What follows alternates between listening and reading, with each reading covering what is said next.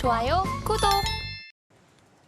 네, 코스피입니다. 한국가스공사, SK오션플랜트, CJCGV, 롯데웰프드, 유한양행 있습니다. 어떤 종목 살펴볼까요? 네, 저는 오늘 유한양행 좀 말씀드리려고 하는데 현재 2.4% 상승한 76,900원. 어제 굉장히 좀 강했던 흐름들 좀 보였어요.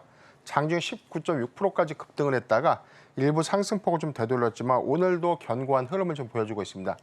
다름 아닌 아스코에서에 관련된 임상 유효성에 관련된 부분, 이 부분이 지난 3분기에 발표됐던 유럽 임상 종양학회 여기서 발표됐던 이 랭라자와 랭라자와 이 병용치료제, 랭라자 리브리반트의 병용치료제가 사실 그 지난 3분기에는 경쟁 약물에 비해서 유효성 관점에서는 굉장히 좀 우호적인 어떤 평가들을 좀 이끌었지만 중앙값이 소폭 좀 미달됐다는 측면들이 경쟁 약물에 대한 의무성들이 좀 있었어요. 그래서 그 당시에는 크게 좀 주목받지 못했고 이를 기점으로 해서 다시금 임상 3상에 관련된 병용요법을 다시 재추진했고 이번 과정에서는 제형제를 정맥 주사에서 피하 주사제로 좀 더 이 전환되면서 오히려 부작용이라든가 생존율이 좀 더 크게 좀 증가됐다는 어떤 효능성들을 좀 입증했고 여기서 전체 5건에 관련된 임상 데이터 모두가 유효성 부분, 안정성 부분에서 굉장히 좀 긍정적인 지표를 좀 확인했다. 이 부분이 중요한 수급으로 좀 이어졌습니다. 8월 달에 미국 FDA의 이 시판 허가를 좀 앞두고 있기 때문에 시판 허가에 관련된 가능성들이 좀 더 커졌다는 관점에서 굉장히 유의미한 성과를 좀 이루지 않았나라고 좀 보고 있기 때문에 유한양의 경우에는 뭐 리브리반트와의 병용치료제 여기에 더해서는 8월에 시판 기대감들이 좀 더 커질 것이다라고 좀 판단되고 있고 이 경쟁 약물이 아스트라제네카 대비해서 굉장히 좀 우호적인 여건들을 좀 수립하게 된다면 오히려 연내 출시에 관련된 부분, 여기서 시장을 조금 더 빠르게 좀 더 잠식할 수 있는 어떤 가능성들을 좀 고려해 본다면 유한양의 로열티 수협, 여기 기대 수익들이 좀 더 커질 수 있다는 점을 우리가 계속해서 좀 주목해야 된다라고 좀 말씀드리겠습니다.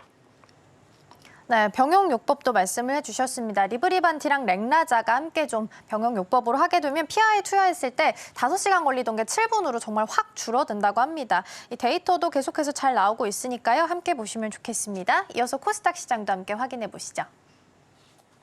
네, 코스닥입니다. 솔브레인 홀딩스, PSK 홀딩스, 덕산, 테코피아, 매드, 팩토, 에코인드림 있습니다. 어떤 종목 살펴볼까요? 네, PSK 홀딩스를 말씀드리려고 하는데요.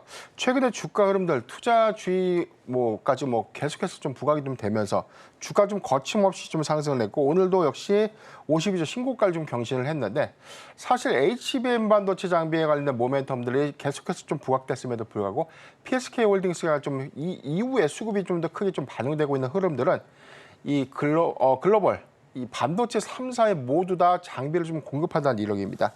리플로 장비 그리고 디스컴이라고 불리는 반도체 후공정 장비인데 여기서 HBM에 관련된 고대형 메모리 쪽에 들어가는 장비 이 부분은 삼성전자와 SK하이닉스 최근에는 마이크론에까지 공급을 한다는 부분 이 부분에 2025년도에 대한 증설 투자 효과 그래서 실적에 관련된 기대감 그리고 추가적인 장비 수주에 대한 어떤 확장 기대감들이 좀 더 커지면서 주가가 계속해서 좀 우상향하고 있는 흐름들을 좀 보여줬는데 1분기 실적 기조에서는 우리가 다소 좀 미흡한 부분을 확인했지만 2분기 이후 올해 연간 실적에 관련된 추정치를 보면 매출액이 1,678억 그리고 이익이 614억 전체 50% 정도를 초과할 수 있는 영업이익률이라는 관점에서 굉장히 좀 긍정적인 부분 2025년도에 증설 투자 효과까지 감안을 해본다면 성장성 내지 실적에 관련된 기대감들은 내년까지 계속해서 주목해야 되는 종목이 아닌가라고 좀 말씀드리겠습니다.